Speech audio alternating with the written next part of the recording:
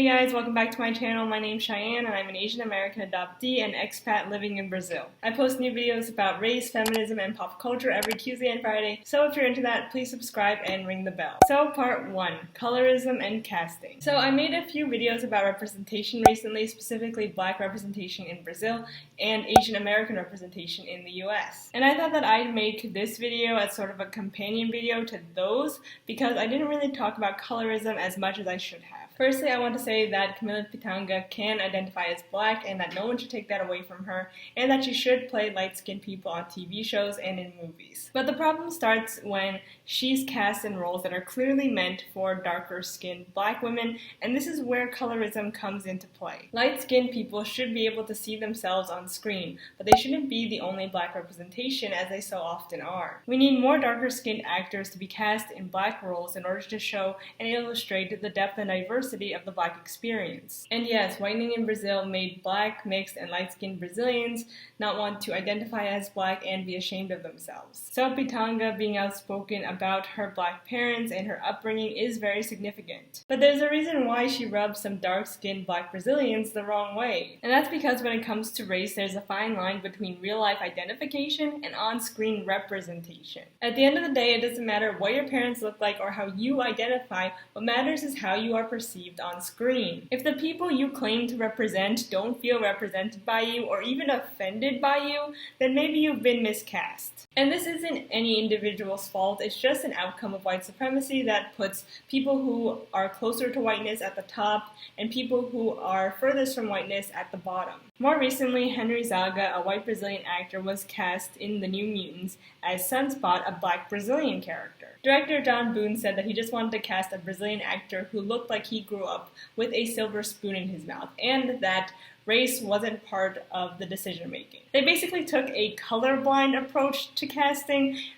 seeing both white, Black, and brown actors, even though a big part of Sunspot's character is dealing with the fact that he's wealthy and Black. In the end, JOSH Boone said that Henry Zaga just happened to be the best for the job.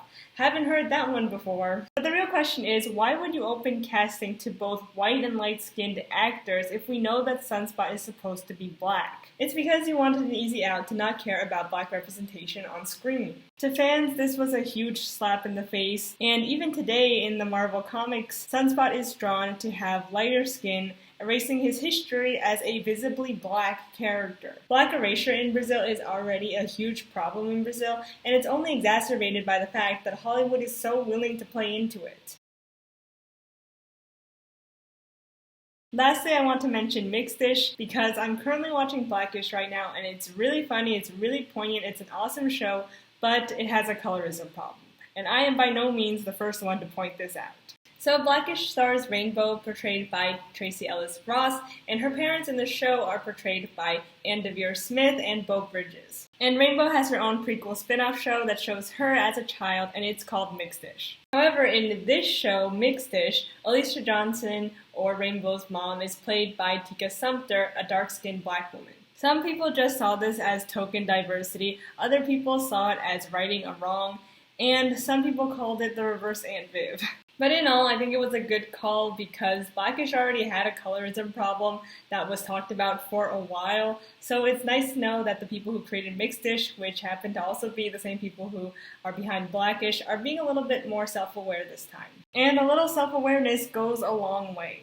So part 2, Colorism and Diversity. So just to reiterate, colorism is no one individual's fault. It's just part of the larger white supremacist system that puts light-skinned people with whiter features at the top because they're more palatable, marketable, and more stereotypically beautiful. It's not lost on Black people that during this time of reclamation and diversity, those being celebrated on large platforms and in ad campaigns happen to have lighter skin. And this is especially damaging due to the fact that darker-skinned people are the ones who bear the brunt of colorism. It's not surprising that Camila Pitanga was chosen by the production team to represent Black women despite her light skin. She got the role because she fits into this very thin and narrow white definition of beauty. The production was even able to score diversity points for casting her because of her Black parents without actually doing the legwork of trying to hire a dark-skinned black actress. The same thing happened with Henry Zaga, who just coincidentally happened to fit the image of Sunspot in John Boone's mind. But most light-skinned celebrities are self-aware enough and talk openly about colorism. For example, both Zendaya and Beyonce have talked openly about the racism they face, but also about colorism and how they benefit from it, and have helped uplift darker-skinned members of their community. Again, a little self-awareness goes a long way. So part 3, appropriation and miscasting. On the other hand, some celebrities use any type of racial ambiguity they have in order to justify appropriation and miscasting. For example, Johnny Depp tried to claim Native American ancestry when he was cast as Tonto in The Lone Ranger, when no, you're white. But actually some people were glad that Depp was cast as Tonto in The Lone Ranger because it saved a Native American actor from playing a reductive stereotype and trying to turn that into something empowering. Because in reality, the Lone Ranger is steeped heavily in racist stereotypes that are untrue, and honestly shouldn't have even gotten a reboot in the first place. And just as a side note to all celebrities,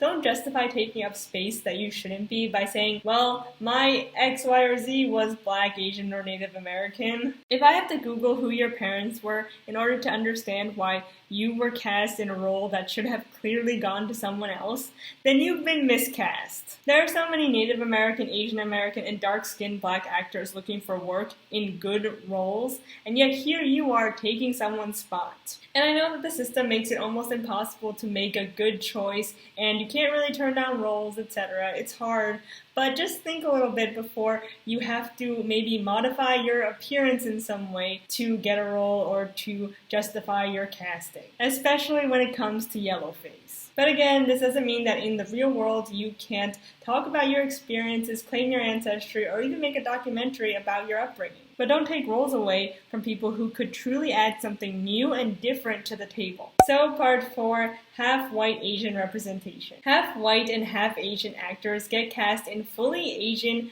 roles all the time. Most notably, this happens to Asian men who are supposed to be heartthrobs. Henry Golding, who was cast as the male lead in Crazy Rich Asians, is most notably half-white when he's supposed to be fully Asian. The miscast of Cassie Steele in Raya the Last Dragon is not lost on me, and thankfully they changed the voice cast, so now the lead will be played by Kelly Marie Tran, so that's great, but Disney is making it seem as though this is something they've always had planned, when no, you didn't. In all, people just need to learn that there are boundaries to their experiences. That just because you have X, Y, or Z parents doesn't mean that you should be in or weigh in on everything. People's experiences are different, and that's okay. But again, what matters is what ends up on screen, and if you are the right person for the job. There's a reason I identify as Asian American and not Chinese American, and that's because even though I was born in China, I was not brought up in a Chinese American household. I went to Chinese school, I took Mandarin classes, I had Chinese American friends,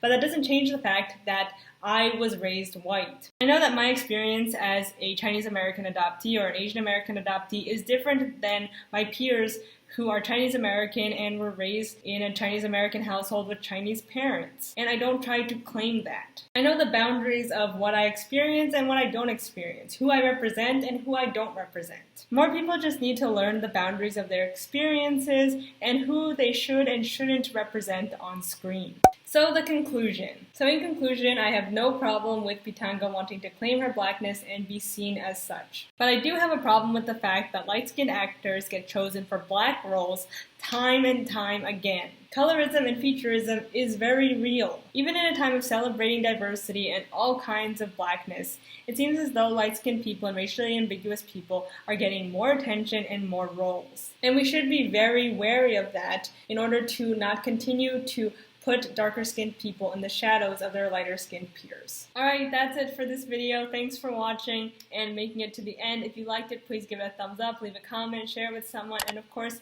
ring the bell and subscribe.